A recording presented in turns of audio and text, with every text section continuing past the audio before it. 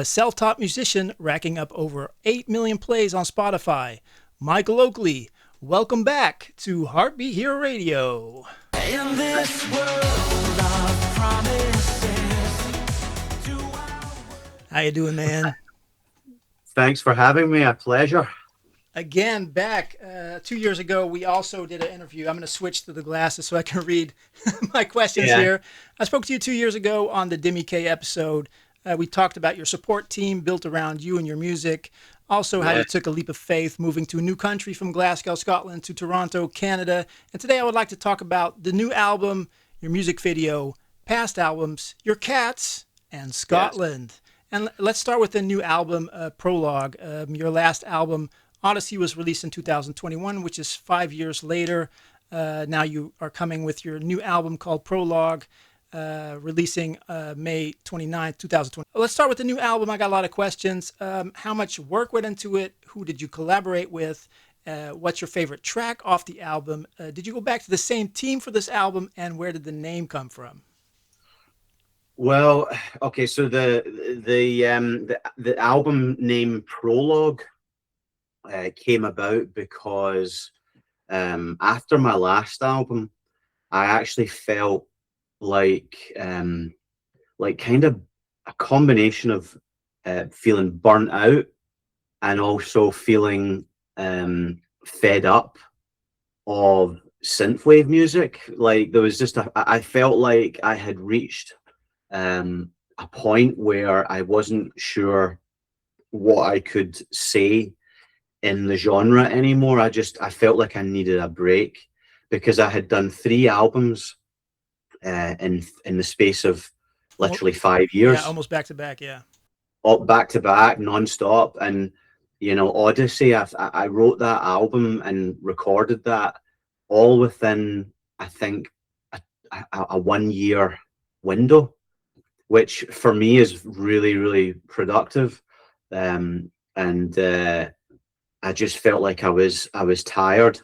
But like I say, I felt like I started to listen to other styles of music. So I was being pulled away, from synthwave. And I felt like if I didn't leave and take a break, I felt like the kind of music that I was going to make was either going to be like really awful, watered down versions of what I had done before, or the music would be so different that it would have alienated probably my fan base, because it was like that. I was in that place of, well, I need to learn some new like production techniques. I want to work with some new styles and just forget and learn. Like, you want to learn and grow. And so I took the time off, and after a couple of years, I actually went to Neon in Florida. That synthwave event that's in Florida. Yeah. That's run by Grant and Amanda. And I only went just as a fan, just to have fun, enjoy the music, socialize with, a lot of people that that I talk to online, but I never really see in real life.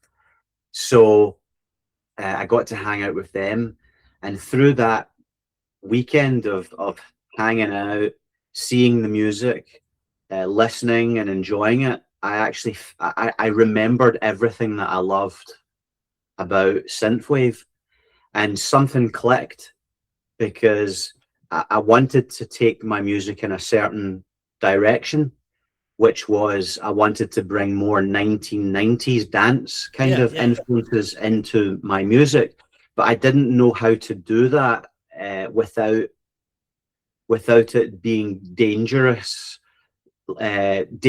close to sounding like cheesy, horrible, camp 90s crappy dance music. I had to figure out how do I bring these influences into my music in a way that makes sense and it feels like something that works in the synthwave genre, because I couldn't just do another like 80s sounding record like outright. I felt like I had just come to a point where like I need to do something that reminds me of when I was a kid a bit, when I was at high school more. And so that's the long answer to the question of why is it called Prologue, is because it's called Prologue because I had to go back to the start and remember why I'm even doing this in the first place, and that it's because I love making music, and I love the feeling of when you hear music for the first time and you fall in love with it and you're excited about it. So that for me was not just 80s music, but also 90s Eurodance music.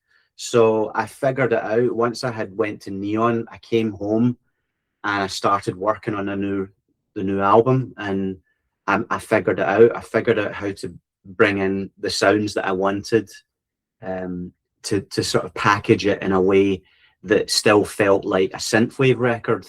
You know, it excites me to do something that's trying to be a bit different, rather than just doing something that sounds the same old, same old. I have no interest in that. It doesn't excite me. So yeah, I got the same team of people working with me because I love working with Ollie Ride, Dana Jean Phoenix, John Conco. I've even got Missing Words back, and James is one of my best friends, and we've obviously we talk to each other all the time, but we hadn't done a song together since my first album on California. So Wow. This was nice to have James back on this album, and and then I got Holly Dodson from Parallel. She sings with me on one of the songs as well. Yeah, like just an all-star cast of people that still wanted to work with me. Amazing. But if you never went to that Miami festival, would there have been an alternative reality where you would have made a different type of album? Maybe, yeah. I mean, chances are I might not have even done an album. So you weren't writing any music till that time. I had started a couple of ideas and they sounded completely different. So to give an example, because I actually I'm releasing a B-side on Memory of You single, and that is School, the demo version. And so that is like the first version that I came up with for that song. And you can hear how different that is compared to the version that I essentially reworked for the album, which is on the album. And it just shows you where my head was at. You know, I just felt like I had to do something completely unrelated to synthwave, and do something that I felt unexpected, like I didn't know what I was doing again, so yeah, you can hear the difference a little bit of where I was going. It's kind of a bit like if you mixed Pink Floyd with Ulrich Schnauss. It's kind of IDM meets prog electronica sort of thing. And I've deliberately released that on the B-side of the single, just as a point of reference, just to see, like, to show that's how far removed I was from synthwave at that point, so yeah, that's a good question. I don't know what I would have done. I don't know if I would have had the same desire to want to do an album, maybe. But I suppose it's like a calling, and if I'm not doing music, something troubles me about it. It's like a little tapping on the shoulder that says, you should be doing this. You should be making music. You should be putting music out, and it tortures you until you eventually sit at the keyboard and come up with new ideas and finally come up with something. So yeah, I think it was a good thing, because you have to go away and forget in order to kind of remember later, and then you remember it and you fall back in love with the whole thing again. You need that break. And I think I see too many musicians in synthwave who they just release a new single every month. And I feel like I understand why they do it, but the value of going away so that people forget about you, you know, is lost, because if people forget about you when you come back, it's appreciated. And Yeah, I've there's been away for, definitely something to that. Yes, I've definitely. been away now for like 5 years, so I feel like now that I'm coming back, I feel like there's more of an enthusiasm and interest, because wow, where's he been? What does he sound like now? And you know, what has he been up to? There's an interest, because you know it has been that long. So I kind of like that. I think it's healthy to go away. You know. Did you collaborate in that time working on those other things? Because you were working on some new production. You were Mm. testing some things out. Did that new production also did it make it to the new album? Um, yeah, I mean, certainly one. So, yeah, the two of the songs that I started working on initially, um, one of them is the same as the way I created it, which is Use Your Illusion, and that's at the end of the album, the last track, which is a very dream pop, Cocktail Twins sounding kind of record.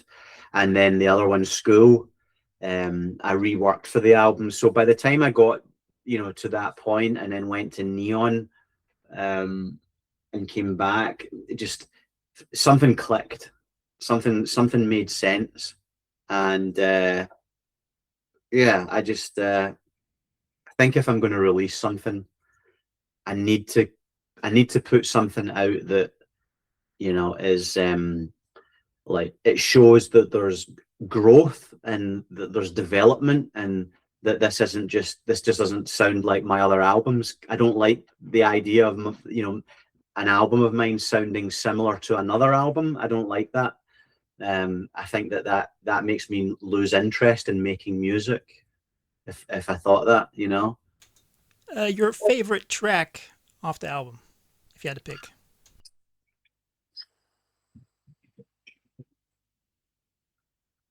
That is a good question. I genuinely don't know. I don't think. Is it like picking a baby, or are there a few that you really like? There's a few. So, like, World of Promises is for sure one of the like productions I've come up with, which I feel like is one of the most like productions I'm most proud of, because of what I went through in order to kind of, you know, come up with that. You know, it really challenged me to sort of step out of, you know, my comfort zones to kind of come up with a sound that maybe people aren't familiar with me, because it's a heavier, It is. darker cyberpunk world sort of thing. And it's, you know, again, it's challenging what people perceive that you're about and opening new doors. And so I feel like that to me was a moment when I came up with that where I felt like, oh my god, I've done it. Because you don't know if you can pull it off. You know, you think, Yeah. can I do this? Maybe I should just leave this stuff to Carpenter Brute and Dead Life. You know, they're the ones that are good at this, not me. But when I finally came to the end of the production, um, I sort of realized that I had managed to kind of do what I was trying to do, which was I wanted something that sounded like Depeche Mode Violator, uh, you know, meets Trevor Horn, Frankie Goes to Hollywood, but also sounds like something that's, you know, you could hear it in the Cyberpunk 2077 soundtrack. Yes. Because I was playing that game at the time Oh when I was wow. making that song. And yeah, I feel like it's that's one of my most proudest production moments, because it really did take me outside of my comfort zone to be able to do that. Another one that I'm really proud of is Memory of You, with Missing Words. I feel like that is like more of a closer to home sound that people would be familiar with me, but I feel like I've managed to do that in a new way that sounds more like a 90s version of me. And again, the references. It's funny. I've got them, up here. So various records that I've got. I've got Depeche Mode, Violator. Cool. I've got New Order, Technique. Oh, let's record. go. And also one of the records that not many people are as familiar with. How big is the collection, by the way? Is it like a small collection? I only have a small collection of only just my favorite records, but I had them up on my shelf, electronic. Nice. Like, I felt like those 3 albums were placeholders for, the kind of backbone of this new album. Because all of those albums to me they sound like 90s records, but they still have a sense of 80s production. So I kind of used those 3 records as a kind of reference point of, for what I was trying to do, even though it's funny because, not any of the songs on the album sound like necessarily anything from those 3 albums.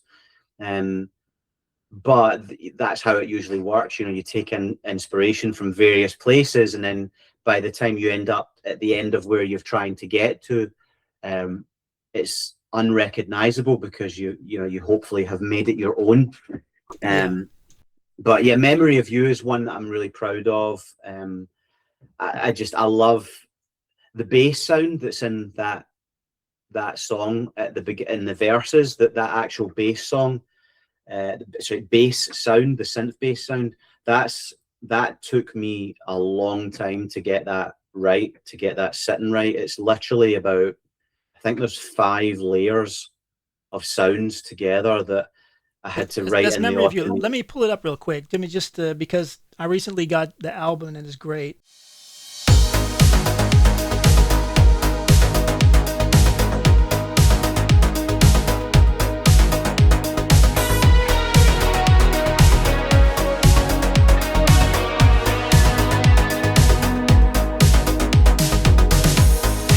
Sitting at this bar alone, glass in hand, the night grows cold. The jukebox is playing in your eyes. I can feel my heart beat fast, the shadows moving from the past around me, like creatures of the night. Since you walked away, out of view, I'm holding on to a memory of you. A memory of you kicks into motion, the spark that I've been trying to light, the heart. Memory of you, chasing illusion of you and I, another chance to start.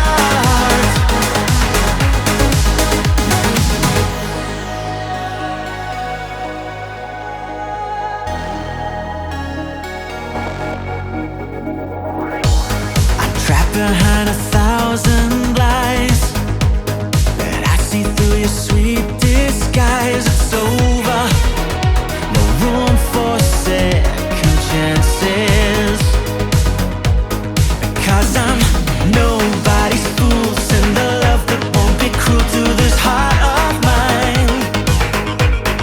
Breaking these chains, I'm not caught in the headlights. Memory of you kicks into motion, the spark that I've been trying to light, the heart.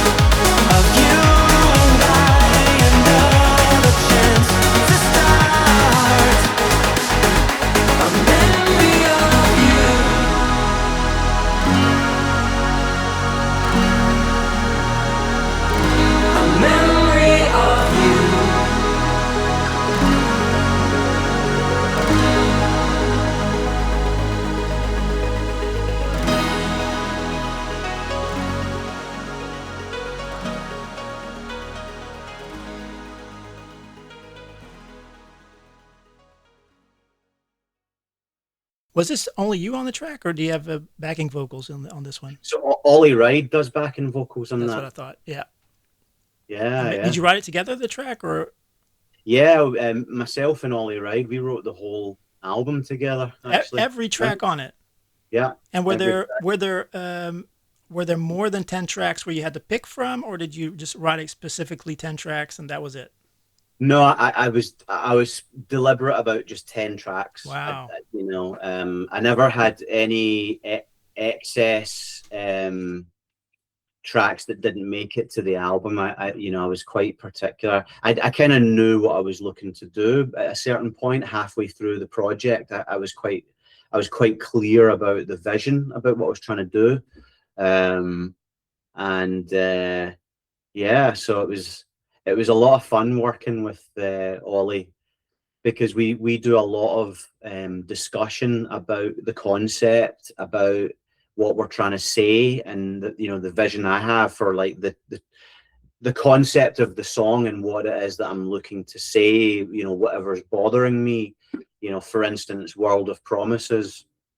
That came about because I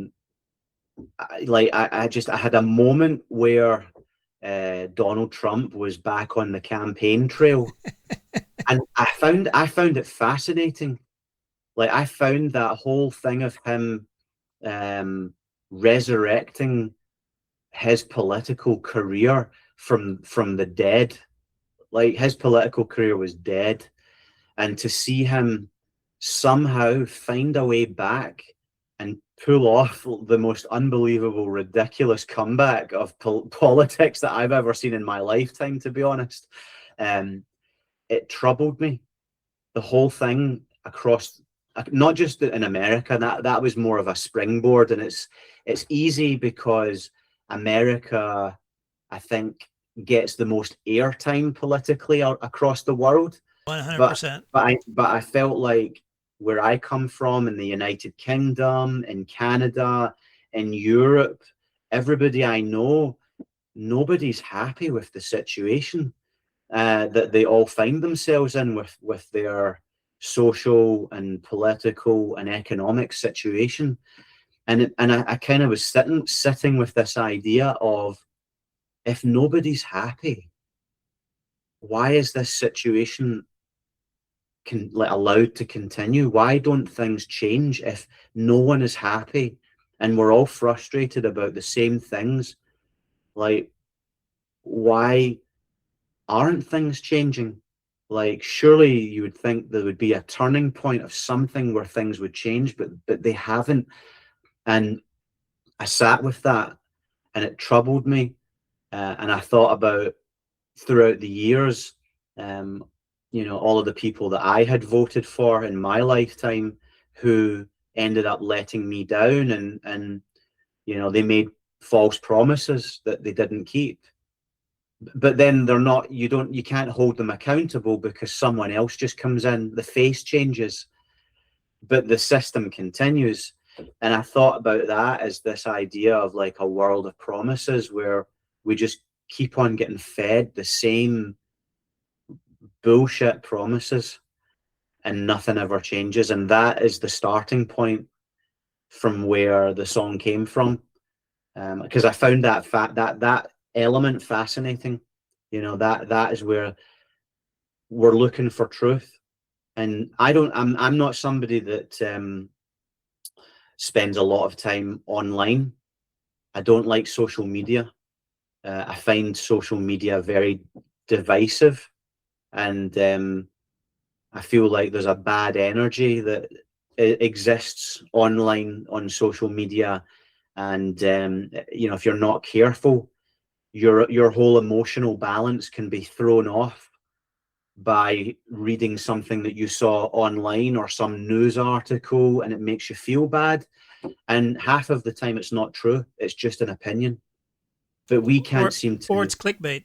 Or it's, well, clickbait. But I think the fundamental problem is, and this is what I address in the song with Ollie Ride, is that we can't differentiate what's true anymore. We don't know where the truth lies, because we're fed so many different opinions coming from all sides. We're not able to figure out what the truth is. And the truth has always been the thing that sets people free over the years. That, you know, they say when the truth comes out, then the situation will change. Well, unfortunately, the truth seems to be lost. And that's where World of Promises kind of, that's its genesis. Like that's some of the layers of that song. So that was, you know, where it came up with that, you know.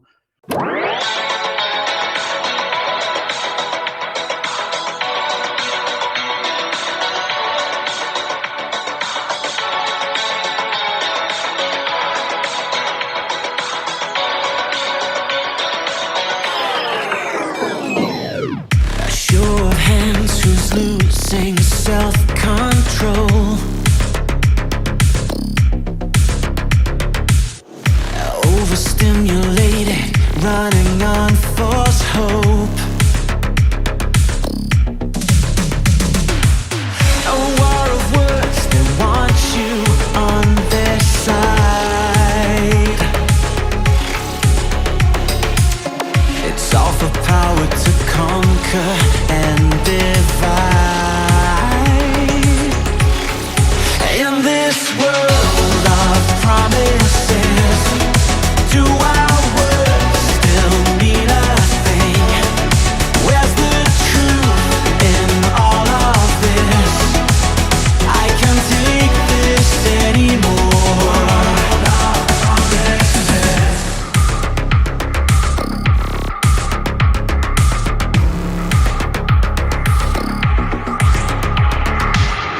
Cracks are showing deep within our souls.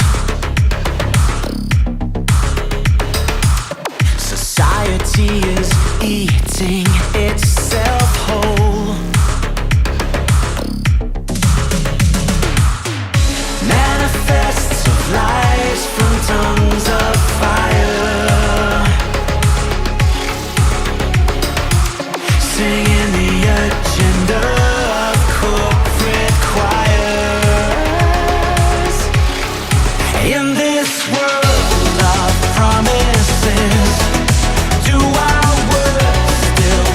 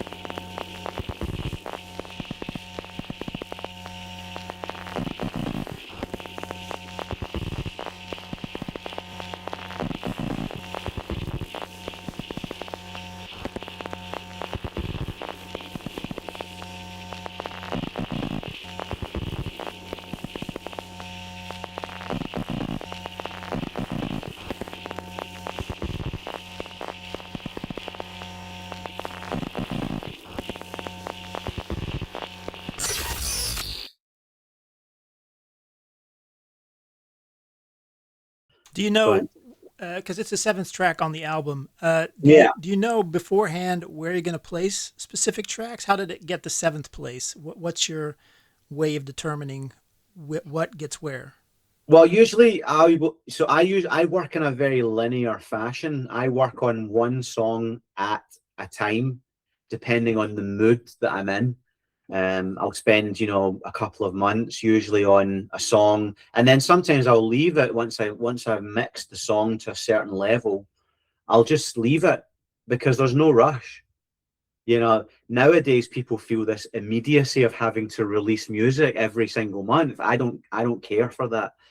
I'll wait and sit with it, and if it still feels good, a month later, once I've not listened to it, then I know it's ready. If not, then something will pop out that I'll think, oh, that snare drum isn't quite right, I need to go back and fix that, or that vocal is too loud, or there's a harshness on something, and I'll go in and fix and keep fixing until eventually it's right. You're starting with the first track. The first track is the first track you started on?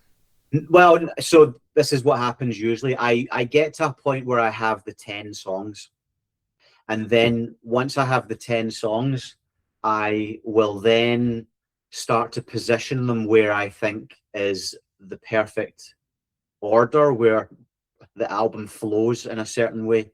So I felt like that was the right order, and like for someone for the first time listening to the album, to start to finish listen through it and not get fatigued or get bored or check out or feel I don't know, like there's too many up-tempo songs in succession. I like to kind of balance it so that there's a dynamic of up and down. Okay, so you like build up to the energy, then you calm down a bit, exactly. build up again, because the latter half of the album is more excitable, and then the final track is like really relaxing. Exactly. Yeah, I felt like that was the right flow, and I knew that probably quite, like, as soon as I had got to about track 8 or 9, I already knew the position of most of the songs, and then it's funny because The Glory Years is the song that's before World of Promises, and at the very end of that track, when the tape stops and the song rewinds, so that is actually the chorus of World of Promises, reversed and then sped to make it sound like it's rewinding. Like that really genuinely is World of Promises that's rewinding. Eyes in front of you, 2 steps ahead, seasons passing through. This life's a test. I know it takes a little emotion. I know it takes a heart or soul. Just when things all start to move for you, it puts your ass back on the floor. Don't need a reason to forget. Tomorrow's horizon won't be back. All that is unknown becomes clear. It's the glory years.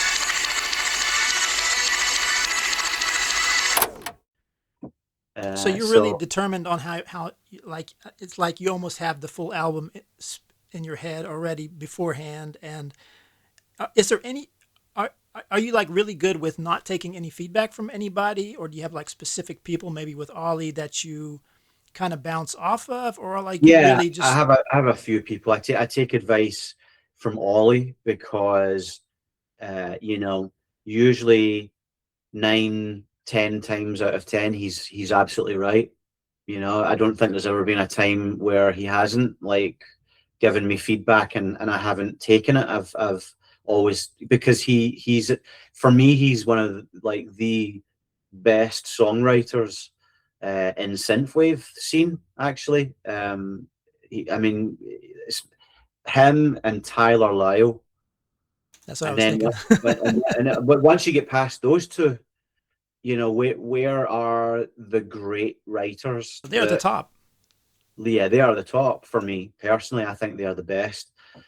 So I know I'm in good hands when I work with Ollie and give him, you know, my interpretation and concept and what we're trying to do, because I know he is going to make sure that whatever I'm saying it's going to be said to the best possible delivery. But yeah, I take advice from Ollie, take advice from John Kunkel, who is New Division. He always gives me great feedback, and I always take his feedback as well. I think you have to be careful who you take advice from. I know. Because you have to understand that when it's your vision, you know, sometimes you can sacrifice too much of that in favor of someone else's idea of how you should present what you're trying to do, and it's your vision. So whenever I ask for advice, I'm usually clear about what maybe the weakness is that I feel is in the song or the production. So it's not like I'm saying, what do you think? Yeah, you're really specific. Yeah, I'm specific about how does the mix sound, you know, what do you think of the drums? Do you think the drums work with the bass? Like, I'm very specific about the feedback I'm looking for, you know. Most of the time you probably already know the answer. You just need to hear I probably know the it. answer. Yeah. I mean, a lot of the time, if I'm asking, that means I know there's a problem, but I'm not quite 100% sure how, or like how to address the problem. Yeah. That, I mean, it always comes from a place of deficiency, doesn't it? It's like, what do you think of these drums? Well, usually it would be because I think that there's something wrong. Yeah, there's something. Exactly. Otherwise you wouldn't ask. Otherwise I wouldn't ask. But yeah, I always take feedback, because there does come a certain point where it's not about me and the vision anymore, and it's about the listener's experience of the first time they listen to that record. I want them to have the best chance of connecting with it in the right way. So at that point, you know, you're literally making changes to benefit the listener more than my personal taste. But I feel like by the time I get to that point, it's usually on the money anyway. By that point, I feel like at that point, it's already there. There's only been a couple of songs that I had to go back and you know, make a couple of changes that were actually more my preference than anything, and get them remastered, and then I felt it was fine, you know. Did you meet Ollie Ride through New Division? How did you guys meet up? I actually met Ollie Ride for the first time at the what's the place called? I met him in Los Angeles at the midnight show that he played with FM84. Oh, wow. At the Globe Theatre in Los Angeles. I met him that night, and I only got to speak to him for a brief moment because he had just finished playing on stage, and you know, he was talking to everybody. I didn't really want to bug him. Yeah. And so, you know, I got to connect with him, but it was later after that a mutual friend had kind of connected us, and then from there we just started a friendship and started talking about music. And then we sort of both realized, you know, hey, I'm looking for a songwriter to kind of, you know, work with and take my ideas and help me elevate them. And he said to me, oh, that's funny, I'm looking for a producer that can help me elevate my productions to a higher level. And I said, What did you produce for him then? His first album. Oh, wow. Yeah, his first album. And that was a great, do you know, that is like one of my most favorite experiences of working with someone on something, because it was, I think we both personally had our own point to prove. You know, I had only released like an EP at that point with California, and I knew that I had to follow it up with a really solid album, and that was Introspect. And so I felt like I really, really need to make sure this album is the best it can be. Like, there can be no weaknesses on this album.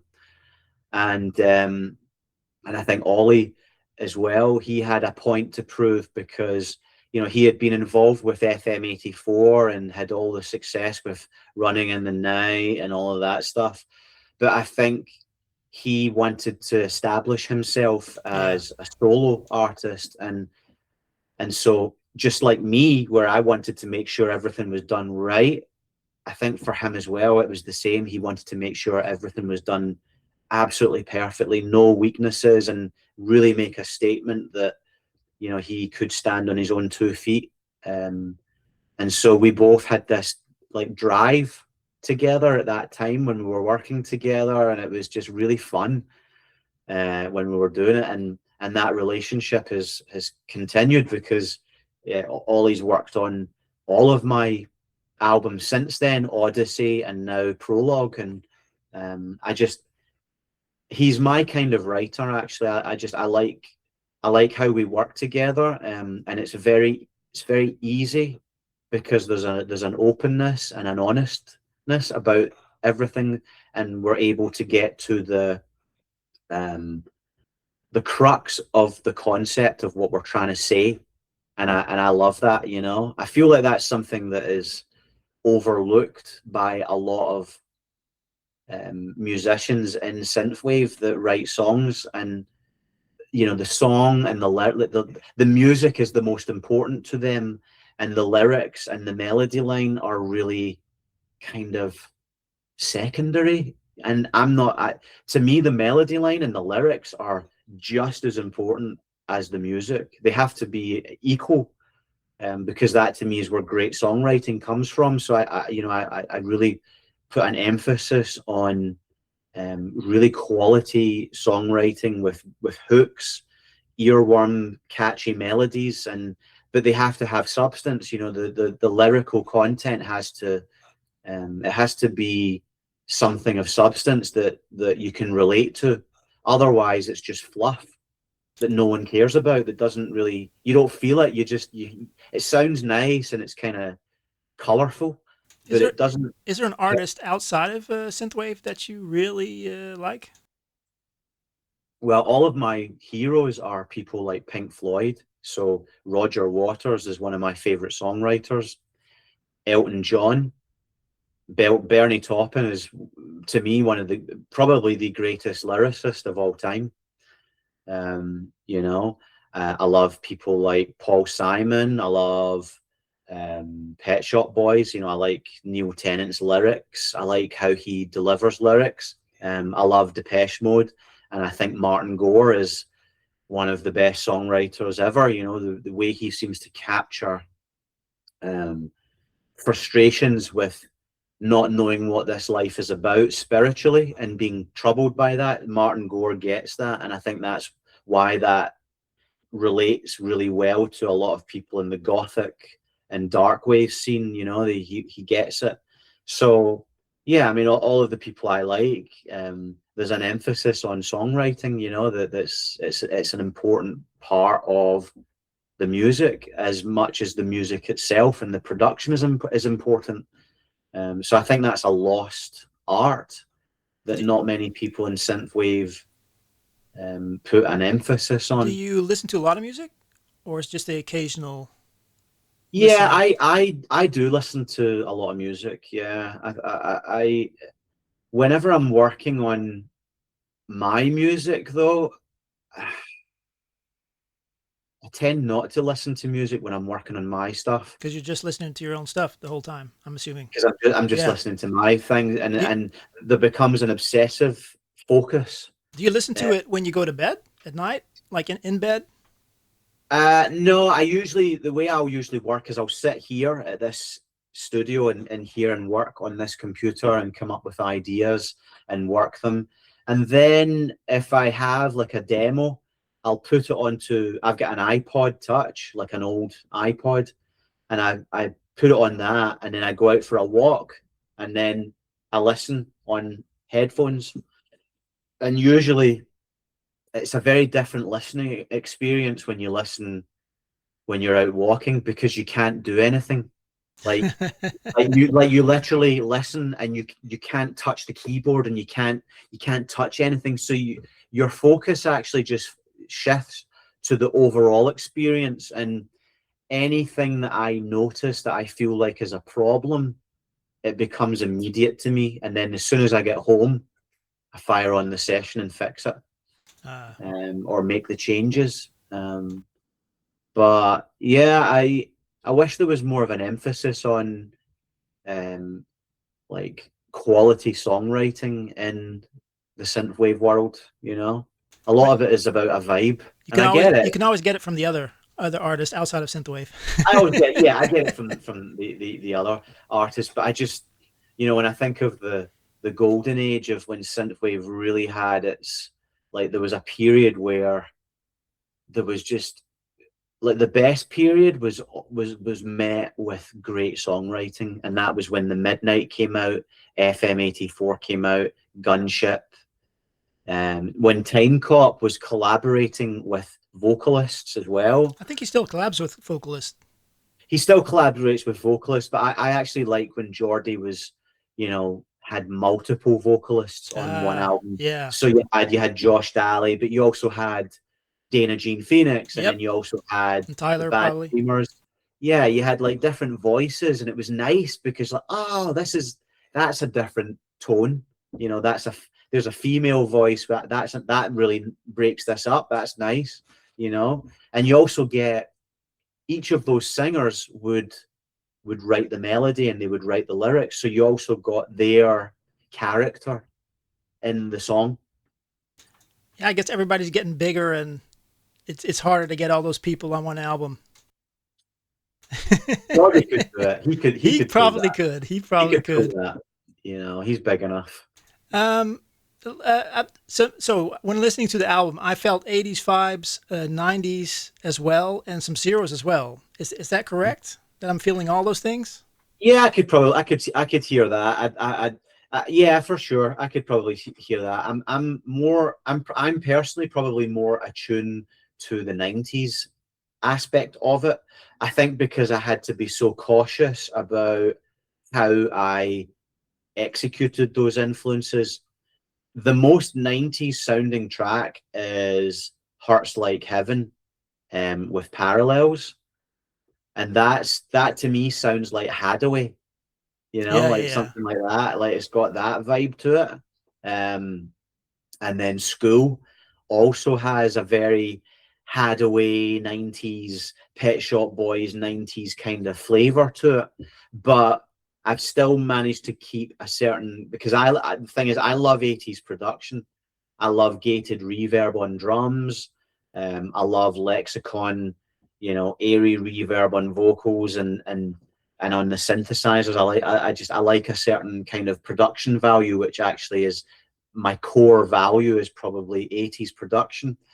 But I love 90s synthesizer sounds, and I love synthwave kind of sounds because they're like modern sounding. Yeah. So yeah, it's interesting how I sort of got to the end stage of how this record sounds. Actually, it's kind of weird for me listening back to it because I'm almost shocked that I actually did it.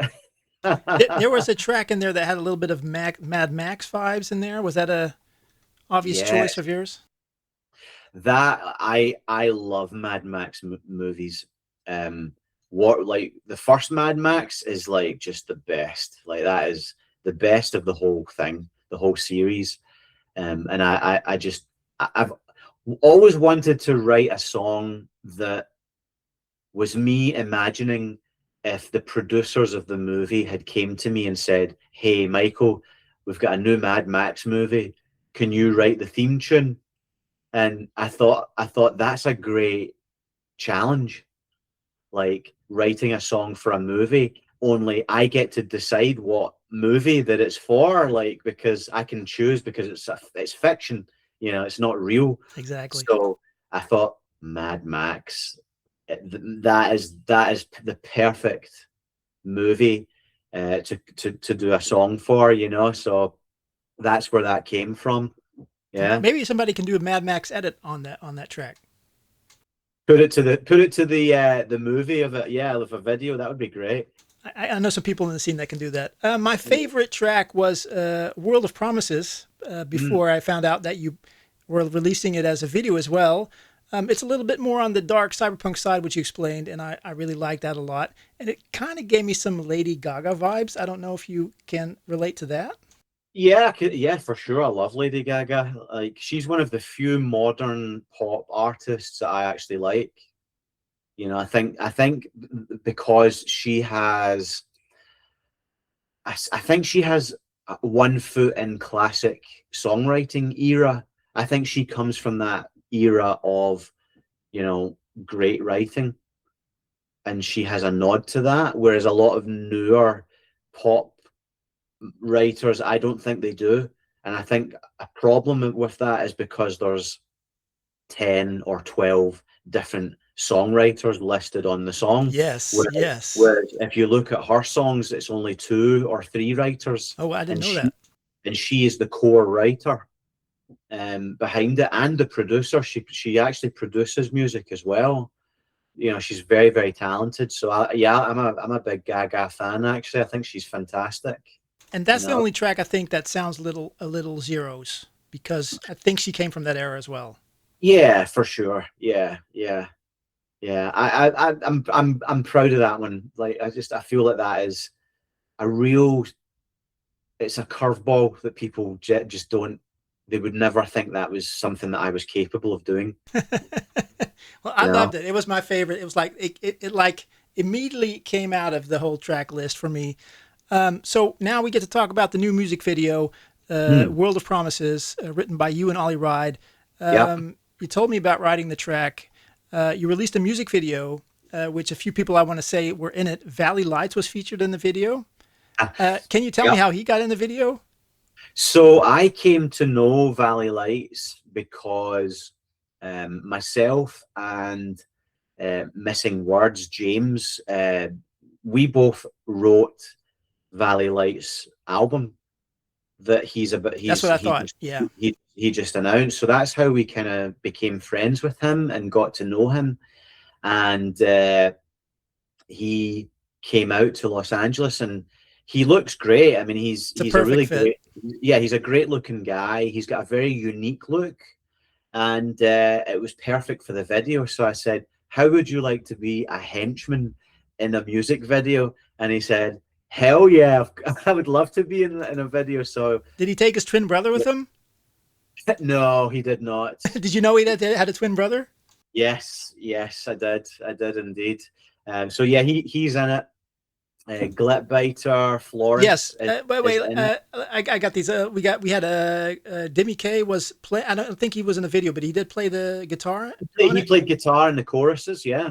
We have the backing vocals by Dana Jean Phoenix. Glitbiter was playing with you while you were tied up. Yes, that's right. Yeah, she was fantastic. How did that process of writing the video go? Because it felt like you had like it was like cyberpunk, but also a little bit of Terminator in there because you were like in the discotheque. Well, it's funny when I come up with ideas for videos. Usually my ideas are way off the charts. you know, they grow arms and legs, and it's like I have to have a reality check, you know, from other people, you know, that tell me But we can't do budget wise, or yeah, it's like, Michael, you know, we would have to have a budget of like $25,000 to do this concept. Like, we can't do it. We can't do this. And I worked with a few other people on the concept, and eventually managed to kind of take the idea of a sort of cyberpunk sort of video, but scale it into something that made sense in the context of the song, but also kind of merged. Terminator is definitely an influence, that tech noir scene, and that's like why the club scene was like so nice. Yeah, I mean, it works really well, but it's being able to tell a story in a video that works with the song, but also doesn't distract you from the song and pull you away from the song. And there was a certain point where I stood back and I said to Brad, you know, I trust you. I'll let you come up with the idea here of, you can take what I've, you know, come up with and go your own way with the concept. I trust you. It's in your hands, and left Brad to it. Was it shoot in one day, or did you have more days? We shot over 2 days. So the club scene was shot in one day, and then the second half of the video was shot in a studio in Los Angeles a week later. Yeah, with Florence, with Glitbiter. Do you also have hair and makeup and stuff like that, and wardrobe? And well, I do my own hair and makeup and wardrobe, believe it or not. Yeah. We didn't have the budget for you know, hair and makeup, but I don't mind. I feel like, you know, whenever I'm like shopping and stuff, I'm always on the lookout for outfits and things that I think would be good in a music video. So I've got like a wardrobe next door that's full of little jackets and knickknacks and things I've picked up from thrift stores and vintage shops, and, you know, that I thought would be nice. And all of those items ended up on the music videos for songs for this album, because there's another 2 music videos that are coming out. Ooh, oh, that's good. That's good. That's good to hear. Yeah, so there's one for Memory of You, and then there's one for Falling Skyward as well. So those are the other 2 singles. Very cool. Do you know when they're going to drop yet, or is that to be determined? Memory of You drops the same day that the album releases, on May 29th, and then Falling Skyward gets released in June, you know, later. All right, cool. One more question about the video. Was there a Pulp Fiction reference where you open the silver suitcase? I don't know. You'd have to ask Brad. Yeah, I think he thought of that one. That's a good question. We happy? Vincent? We happy? Yeah, we happy. Yeah, there's a sort of David Lynch mysteriousness to the whole thing, which is ambiguous, and I kind of like it that way, because it's open to interpretation, you know? Just like life, you don't get all the answers. Exactly. Just like my video, you don't get all the answers. All right, we touched on this. We're going to go to past music. In 2017, you released your first album, California, which you had a very cool video clip of you driving in a smoke-lit car. Yes. Turn Back Time is one of the most epic synthwave videos out there. You're driving in a DeLorean with images of a model on a California beach. And then in 2019, you released Introspect with the amazing video Left Behind, with very cool 80s retro aesthetic video effects and 3D animation. Is very cool. Control on the same album was one of your most popular tracks with 1.7 million views. And then your last album, Odyssey, was released in 2021 with the video you made for Babylon. Sort of Alice in Wonderland meets The Matrix was the vibe I was getting. And then 5 years later now, in 2026, your new album, Prologue, has dropped. How do you view the success of each album that you've released? They all come about depending on the mood I'm in, and I think it's funny. California was my introduction, and my opening introduction to the synthwave scene. but it was kind of interesting because as soon as I did that album, I guess it's an EP, but as soon as I finished that record, I immediately didn't want to make a record that just sounded like, you know, like the Midnight or Time Cop or you know, cliched synthwave that was familiar. I immediately had this feeling of do something different. That's go your own way. And it's not to say that I didn't do that with California, but there was moments on that EP where I felt like, you know, I leaned into the synthwave kind of cliches maybe a little bit, is maybe the right way. You left your own, what you were leaving who you were. Yeah, I wanted to really make sure that this album that I was going to come out with was a real statement about who I am as a musician and what I'm into. And it's funny because although Introspect is for sure, it's a synthwave album, it came out in the synthwave scene, but it's way more Pet Shop Boys and New Order and Italo Disco and futuristic, and there's a lot of moments on that record that it's like almost like a throwback to, like, if that album came out in the 80s, it wouldn't sound out of place, if you know what I mean. So that was the goal with that album.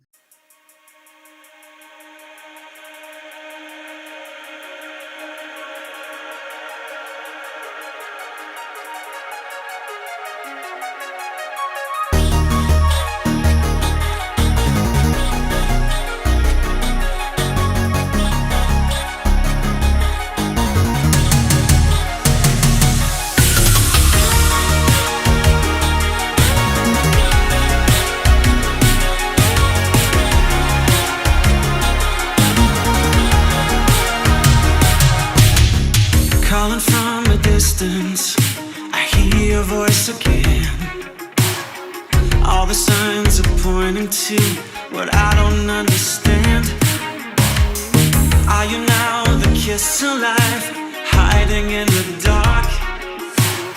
'Cause every time I've reached the low, it feels like I'm missing every mark. I'll take a chance tonight.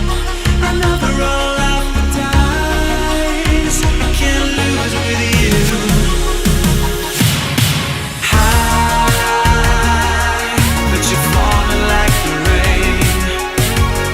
Blinded by illusions, but you do it all over again. High, you know it's just a game. I'm looking for forever, just a chance to start again. They say I'm out of action, losing all control. I'm keeping count of every move in the city I call home. You never gave me warning, like an arrow takes the sky. Bring me to my senses, 'cause tomorrow's open wide. I feel more alive than I ever did in time. I can't lose with you. High, but you're falling like the rain. Blinded by illusions, but you do it all over again. High, you know it's just a game.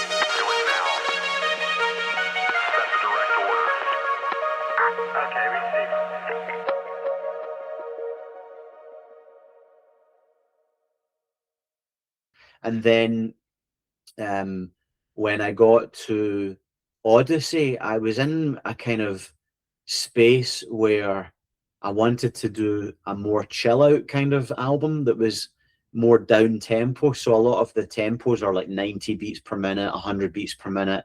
And then songs like Babylon, Real Life, you know, those tracks are slower, kind of early 90s sort of Duran Duran kind of vibe to it as well. And so that was where I was. There's a kind of sadness on that album, I think, a melancholicness about that album while I was writing it.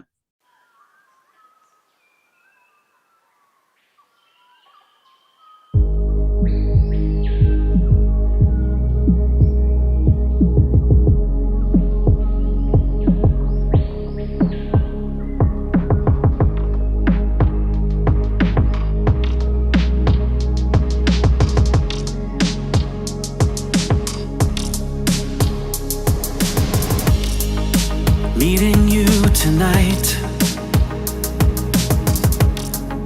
a rare kind of thrill. Dancing in the distance, with no care in the world.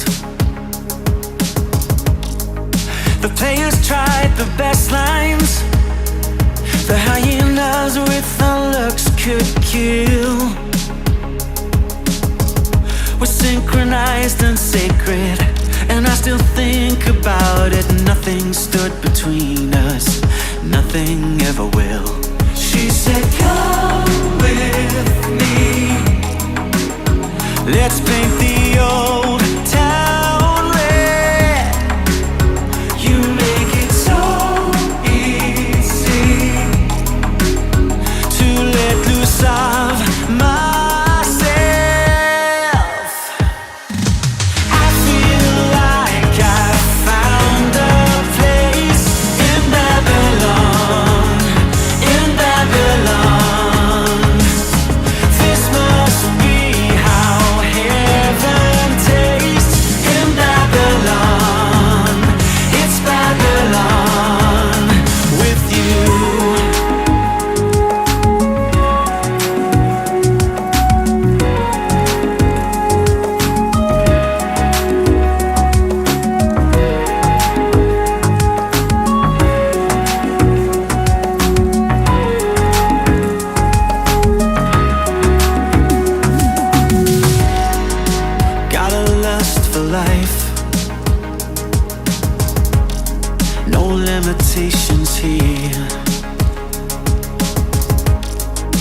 said so many times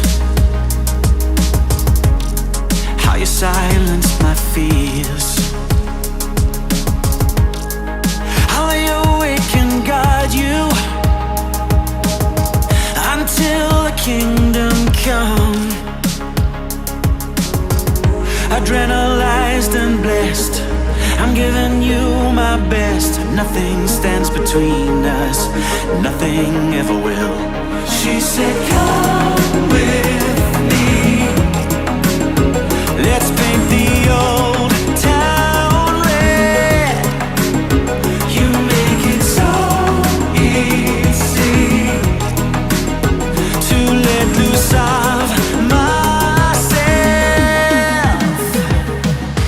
I feel like I found a place in Babylon, in Babylon.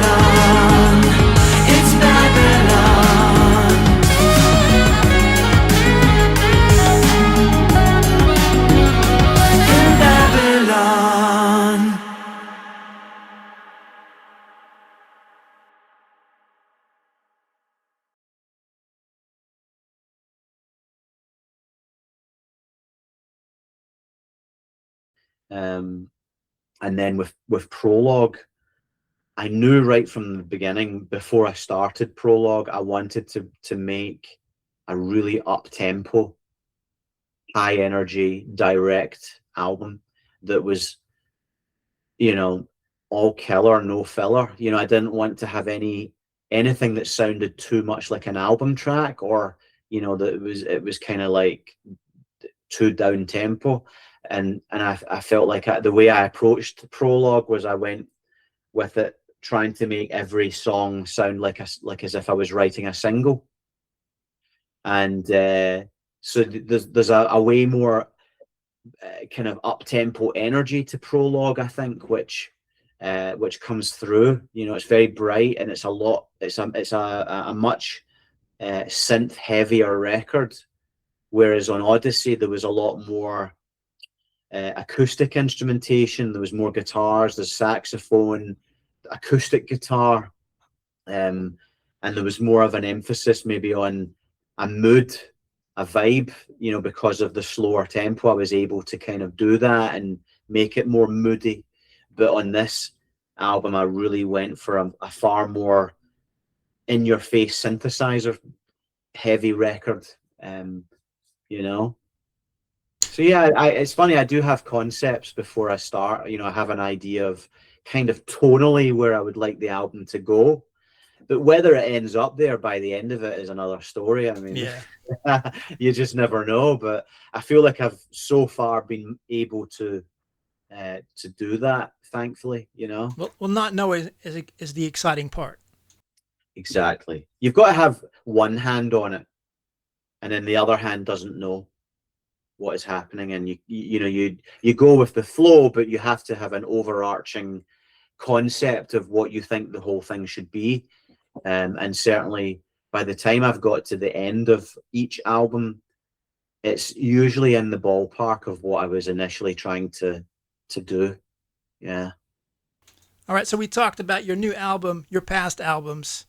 Now it's time to talk about cats, your cats, because last time you mentioned them. And just tell me more about your cats. Well, I have 4 cats, 2 boys, 2 girls. They're all very unique, very quirky. They all have their own little unique personality. Yeah, like sometimes I wake up and they're all on the bed. But they make life fun. I think everyone should have a pet in their life, 1 or 2 pets. It really does. Having that energy in the house is just really nice, I think. And they're so playful. I mean, they're so playful. We have a group chat where everybody has a cat, and they're sending all their cats doing these weird things the whole time. Yeah, for sure. And then finally, I would like to talk about Scotland. It's been a dream of my wife to go to Scotland. We'd booked the flight and hotel and tour through the Highlands in 2020, and then the pandemic hit. We haven't been since. It's been 6 years since, and we hope to travel there soon. My question to you is, have you ever been there yourself? Have you been there to the Highlands? And have you ever seen the series Outlander? I've seen the series Outlander, and I've also... I have been to the Highlands as well. I've driven up that way. One of my jobs that I used to do years ago is I was a delivery driver. And there was one job that I had, which was long distance driving, and I would drive up to like Ben Nevis, up to Inverness, and up to the Highlands, and it was beautiful. The scene, that was very scenic and picturesque, and it was relaxing, actually.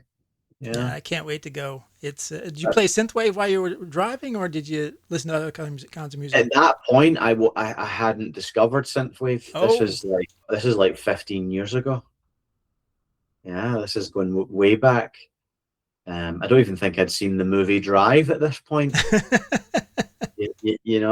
But I haven't been back for a few years. I'm hoping to go back this year. Yeah, I think one of the reasons why I couldn't go back is because I was so in the thick of this record. Yeah. And that I felt like I have to finish this record. It's been so long. It's taken years to get this record off the ground and finished. Were there any big hurdles? Because you constantly worked on it last 2 years. Were there any hurdles that kind of came in the way of that? Yeah, I mean, it's been for the last 4 years. I mean, I knew I wanted to do an album, and I started with the kind of couple of ideas initially, and Use Your Illusion was the one that did end up on the record as I came up with it. And then School got reworked into something that I felt was more indicative of the record and where I was at. And that was a challenge, because to go back and rework a song that you in your mind had finished and reinterpret that song, that was really difficult. I actually went through 2 other different versions before I finally got to the version that's on the record, and I nearly gave up. So I was glad I persevered. That was probably the biggest challenge. But I think because I spaced the songs out over the 3-4 years, I would be working on one song every 2-3 months, and that meant that I wouldn't get fed up of the song, and I had time to sit with it and figure out, who do I want to play on this record? Who's right for this? How can we make this better? And I wasn't rushed.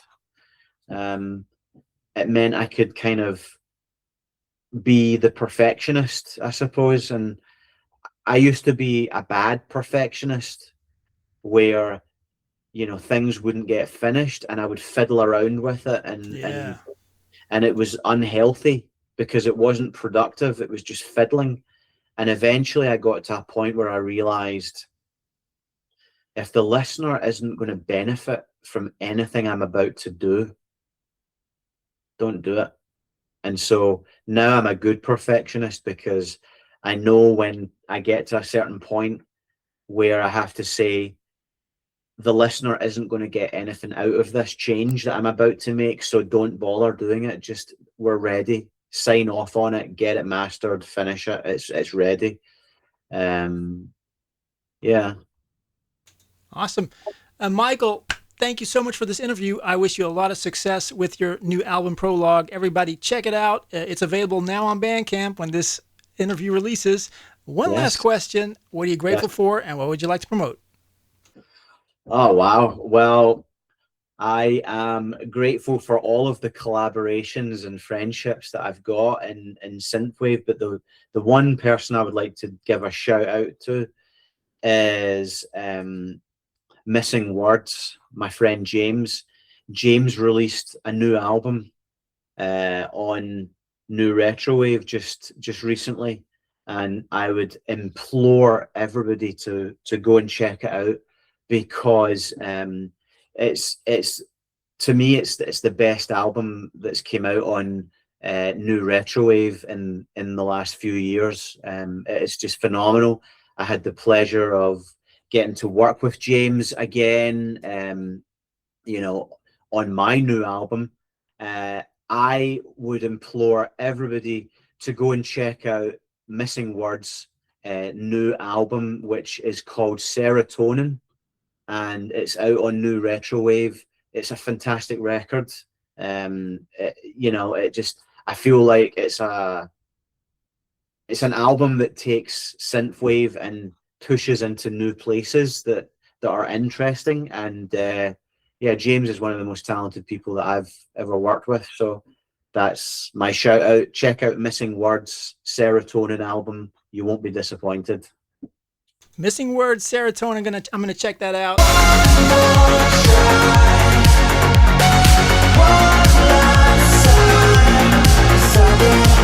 Thank you for being on the show, Michael. Thank you so much. All right. Well, you have a wonderful day. You too. Thank you so much. I appreciate you doing this. Thank you so much. And I will talk to you soon. Thanks, Daniel. All right. Bye-bye.